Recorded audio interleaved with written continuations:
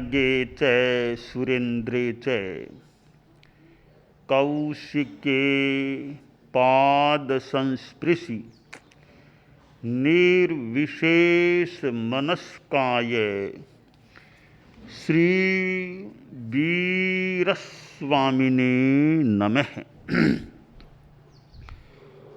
आर्हत वाङ्मय में कहा गया है, जे यावि चंडे मई इड्ढि गारवे पिसुणे नरे साहस हीन पेषणे अदित्थ धम्मे विनए अकोविए असंविभागी नहु तस्य मुखो। आध्यात्मिक विचारधारा में एक शब्द है मोक्ष। बहुत ही सुंदर उपयोगितापूर्ण अर्थ वाला यह शब्द है मोक्ष। एगंत सुखम समुवेइ मोक्षम। आगम वाङ्मय में कहा गया मोक्ष, मोक्ष कैसा? एगंत सुखम, जहां एकांत सौख्य है, दुख तो जहां होता ही नहीं है, ऐसा मोक्ष होता है। अध्यात्म की साधना का कोई परम लक्ष्य हो सकता है या होता है तो वह है मोक्ष की प्राप्ति। निर्वाणवाद, मोक्षवाद जो सिद्धांत है, उनमें भगवान महावीर का नाम लिया जा सकता है। निब्बाणवादी निहृणाय पुत्रे। निर्वाणवादियों में भगवान महावीर हैं। निर्वाण कह दें, मोक्ष कह दें, मुक्ति कह दें, और भी अनेक पर्यायवाची नाम मोक्ष के हो जाते हैं। महानंदो मृतम सिद्धि, कई नाम हो सकते हैं। अपुनर्भव है। नाम भले कितने ही हो, बात एक ही है, सर्व दुख मुक्ति, जन्म मरण मुक्ति, अष्टकर्म मुक्ति की जो स्थिति है वह मोक्ष है। कृत्स्न कर्मक्षयादात्मनः स्वरूपावस्थानम मोक्ष है। समस्त कर्मों के क्षय होने से आत्मा अपने स्वरूप में अवस्थित हो जाती है, वह मोक्ष की स्थिति है। नव तत्वों में या नव पदार्थों में अंतिम तत्व मोक्ष है। उसके बाद कोई तत्व नहीं बताया गया, अंतिम है वो मोक्ष है। शास्त्रकार ने बताया है कि मोक्ष प्राप्ति में बाधाएं क्या है, कौन सा व्यक्ति मोक्ष से वंचित रह जाता है। अनेक बातें हैं। चंडे, जो आदमी चंड है, प्रचंड है, जैसे प्रचंड गर्मी पड़ती है तो कष्टकारी हो सकती है। 50 डिग्री तक तापमान चला जाए, 48, 49, 50, खूब लूवें चलती हों तो कुछ कष्टकारी स्थिति हो सकती है। चंड है। इसी प्रकार जैसे वो बाहर का तापमान है, ऐसे भीतर का गुस्से का तापमान बढ़ जाए। यह गुस्सा है, एक प्रकार का क्षणिक पागलपन होता है। आदमी गुस्से में आ गया और कुछ भी बोल दिया और कुछ हाथ उठा लिया और कर दिया, पागलपन होता है एक थोड़ी देर का, मान लो वो। तो चंड आदमी है, वो प्रचंड गुस्सा करने वाला जो है वो चंड आदमी होता है। तो गुस्सेल आदमी है, वो अपने आप को मोक्ष से वंचित रख लेता है। चंड कौशिक सांप हुआ है, चंड कौशिक नाम ही चंड हो गया, चंड कौशिक सांप। और कहाँ मनुष्य था और कहाँ सांप की योनि में आ गया। साधु और साथ एक चेला, तो दोनों जा रहे थे। साधु को देख देख कर चलना यह विधि है सामान्य, कोई जीव जंतु न मरे। चेला इधर थोड़ा पास पास थोड़ा पीछे चल रहा था, आगे वो गुरु कह दें साधु जी बड़े वो चल रहे थे। तो बड़े जो गुरु जी थे उनके पांव के नीचे कोई छोटी सी मेंढक, छोटा सा मेंढक, वो कई बार वर्षा में छोटे छोटे मेंढक से हो जाती, कोई मेंढक छोटा सा पांव के नीचे आ गया और वो मर गया। ऐसा लगा कि मर गया मेंढक, तो गुरु जी के पांव से मरा है। तो चेला थोड़ा भद्र स्वभाव का था, सोचा गुरु जी को बता दूं अपना प्रायश्चित कर लें। थोड़ा भला स्वभाव का चेला कि गुरुदेव आपके पैर से वो मेंढकी मर गई है। अब गुरु को थोड़ा अच्छा नहीं लगा, रास्ते में क्या बोलता है कि ठीक है चलो। सोचा चेले ने मैंने गलती कर दी, रास्ते में नहीं कहना चाहिए, ठिकाने जाकर कहना चाहिए। आखिर ठिकाने में पहुंचे। फिर वो चेला, गुरुदेव आज रास्ते में आपके पांव से वो मेंढक मर गया था। गुरु ने कहा ठीक है। थोड़ा सा गुरु भी यूँ मतलब वो तेज स्वभाव के थे। तो उस चेले ने सोचा अरे यह टाइम ठीक नहीं है, शाम को बोलना चाहिए, जब गुरुदेव प्रतिक्रमण करेंगे ना उस टाइम आलोचना का होता है समय, तो उस टाइम बोलूंगा तो गुरुदेव तत्काल अपनी आलोचना कर लेंगे। अब वो शाम का समय हुआ, थोड़ा अंधेरा भी हो गया था, प्रतिक्रमण हुआ, वो फिर आ गया चला कि गुरुदेव आज आपके पांव से वो मार्ग में मेंढकी मर गई थी, आप आलोचना ले लो। अब गुरु जी तो चंडी स्वभाव के थे, आया गुस्सा, तो मैं बताऊं तुझे क्या होती है आलोचना। यूँ करके उठे, तब वो चेला बच्चा सा था, वो तो भाग गया। गुरु जी थोड़े से प्रौढ़ के थे, तो पीछे वो भी दौड़ने की चेष्टा की, चेला तो भाग गया। अंधेरा था, गुस्सा अपने आप में अंधापन ला देता है, कभी कभी गुस्से से आदमी अंधा बन जाता है, मदांध, ऐसे क्रोध से अंधा हो जाता है। अंधेरा वीर कुछ गुस्सा वीर, एक कोई स्थान में वहाँ खंबा था, उससे जाके गुरुजी टकराए, गिरे, थोड़ी देर में प्राणांत हो गया।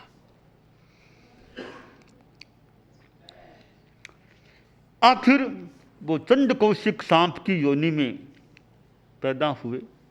यानी कहने का तात्पर्य इतना सा ही है कि गुस्सा है वो गति को भी खराब कर सकता है, गुस्से के परिणाम खराब हो सकते हैं। यह पागलपन है, क्षणिक पागलपन है। इस पागलपन से आदमी को बचना चाहिए। तो यह जो चंड होता है आदमी, वह अपने आप को मोक्ष से वंचित रख लेता है। तो हमें चंड नहीं बनना चाहिए, स्वभाव को अच्छा रखना चाहिए, शांति रखनी चाहिए स्वभाव में। शांति में जो आनंद है, गुस्सा तो दुख का कारण है, कलह हो जाता है आपस में, परस्परता अच्छी नहीं रहती है, तू मैं बोला रार, वो कोई अच्छा रहना। आदमी एक तो आनंद से रहे, शांति से रहे, एक दूसरे के सहयोगी बन करके रहें, वो तो एक रहना है। अरे तू मैं वो तुमने किया, वो मैंने किया, बोला रहा, लड़ाई झगड़ा, कभी हाथ उठाना, वो तो ठीक है। इसलिए कुछ अंशों में कहीं कहीं ये सामूहिक जीवन नरक का उदाहरण भी बन सकता है। यह नरक और स्वर्ग जो ठीक है, वैसे तो धार्मिक ग्रंथों में हमारी बातें आती है, नरक नीचे बताई गई है, ऊपर बड़े देवलोक ऊंचे वो ऊपर हैं, 12 देवलोक आदि चीज़ें ऊपर हैं, नीचे भी कुछ देवताओं के स्थान है, मुख्यतया नरक 7 हैं वो नीचे हैं। तो यूँ तो नरक नीचे है, यूँ घरों में भी नरक को कुछ अंशों में देखा जा सकता है, समूहों में कुछ अंशों में नरक को देखा जा सकता है। तो नरक को भी देखा जा सकता है, स्वर्ग को भी देखा जा सकता है कि समूहों में, परिवारों में, घरों में स्वर्ग भी देखा जा सकता है, नरक का दर्शन भी किया जा सकता है। आप लोग परिवार में रहने वाले हैं, गृहस्थ लोग हैं, आप लोग चिंतन कर सकते हैं कि आपका परिवार नरक का आंशिक उदाहरण बनता है या स्वर्ग का उदाहरण आपका परिवार है। आप स्वयं अपने ढंग से आकलन, समीक्षण कर सकते हैं कि आपका अपना परिवार कैसा है, नरक का उदाहरण या स्वर्ग का उदाहरण है। अब कसौटियां आप देख सकते हो। जिस परिवार में यह कलह झगड़ा चलता रहता है, मारपीट तक हो जाती है, एक दूसरे से देखते ही वो तेजी आ जाती है, यानी अशांति है, आक्रोशशीलता है, कलहशीलता है, एक बात। और परिवार में नशा चलता है, शराब चलती है, परिवार में कोई धर्म का माहौल नहीं है, धर्म कर्म कुछ समझते ही नहीं है, कुछ समझते हैं तो करते नहीं है। इधर बाह्य दृष्टि से गरीबी भी है, भौतिक दृष्टि से गरीबी भी है, खाने को पूरा नहीं मिलता। वो बच्चा था, बच्चा यूं उदास बैठा था, गरीब बच्चा था। तो एक कोई सज्जन आदमी आया, देखा रे बच्चा बेचारा उदास बैठा है, पूछा बच्चे क्या बात है, उदास कैसे बैठे हो?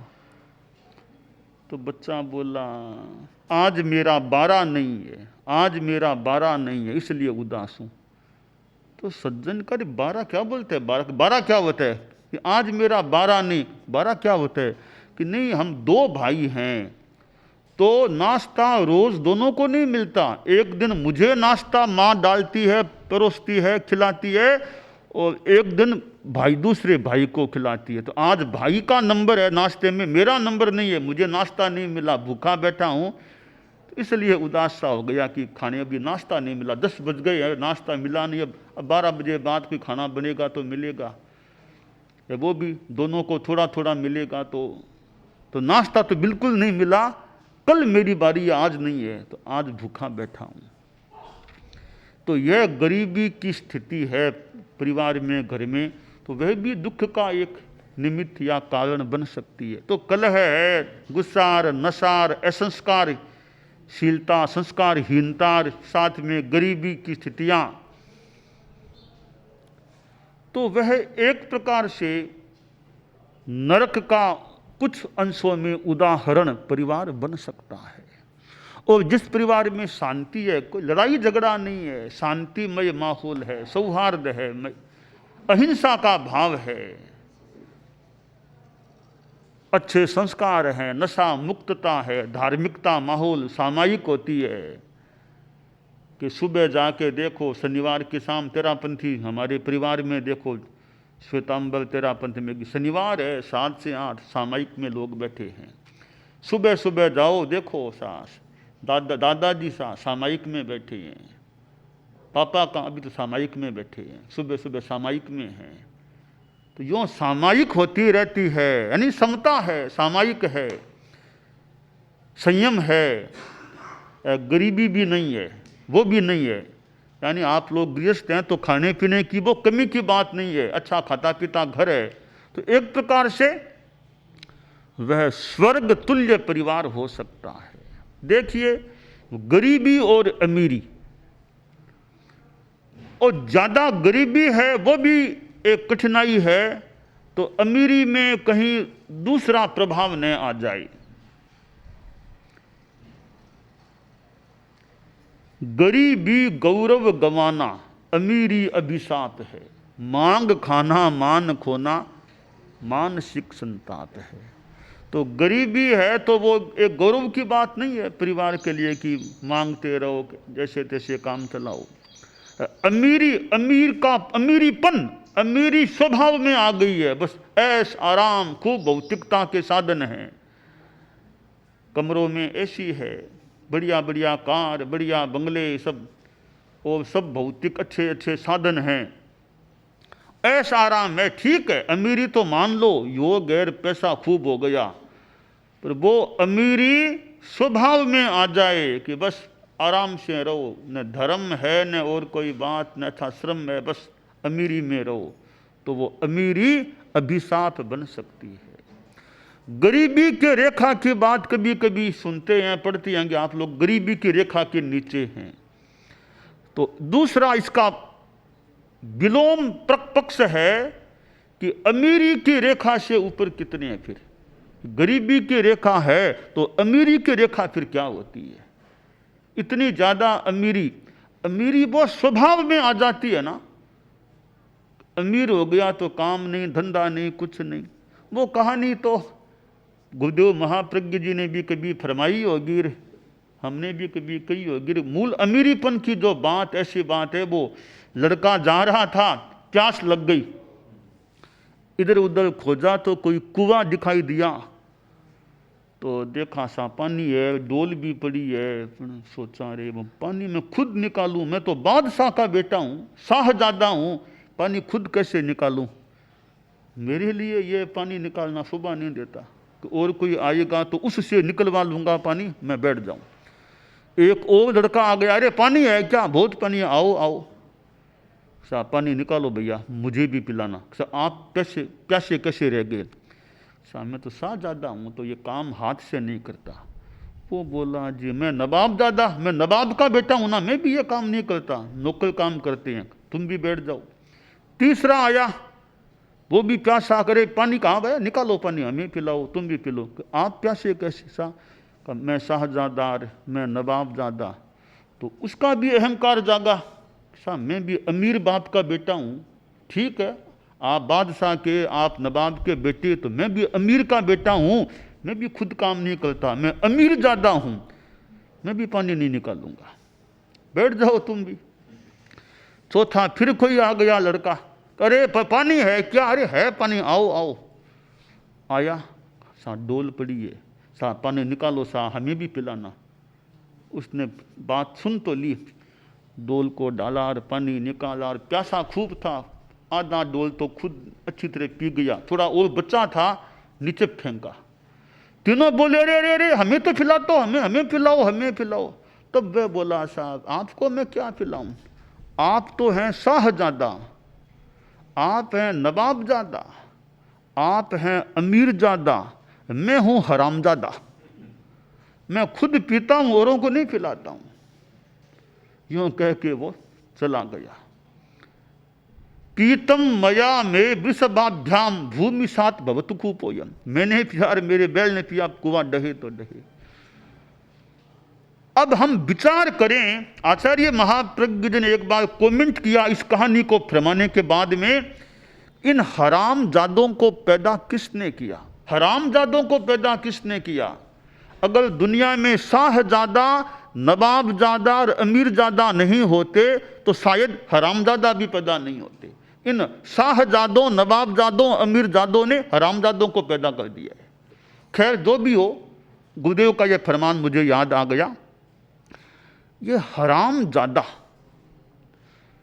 ठीक है, इतना तो उसका उज्जवल पक्ष माने ना, कम से कम दूसरों पर अवलंबित नहीं रहा, अपना खुद ने काम कर लिया। आदमी दूसरों पर अवलंबित हो जाए, ठीक है, अवलंबित भी हो सकते हैं, पर मौका है तो फिर काम करने में अहंकार आगे नहीं आना। और तो व्यवस्थाएं हैं, स्थितियां हैं, पर अहंकार आगे नहीं आना चाहिए कि मैं काम क्यों करूं, मैं इतना बड़ा आदमी। अरे काम करने वाला छोटा नहीं, काम से जी चुराने वाला छोटा हो सकता है, काम करने वाला, काम का क्या छोटा, ठीक है, व्यवहार में छोटा बड़ा कर दें, काम करने वाला छोटा नहीं, काम से जी चुराने वाला छोटा हो सकता है। तो हम इस अहंकार को और गुस्से को दूर रखें, और मोक्ष की दिशा में आगे बढ़ने का प्रयास करें, यह काम्य है।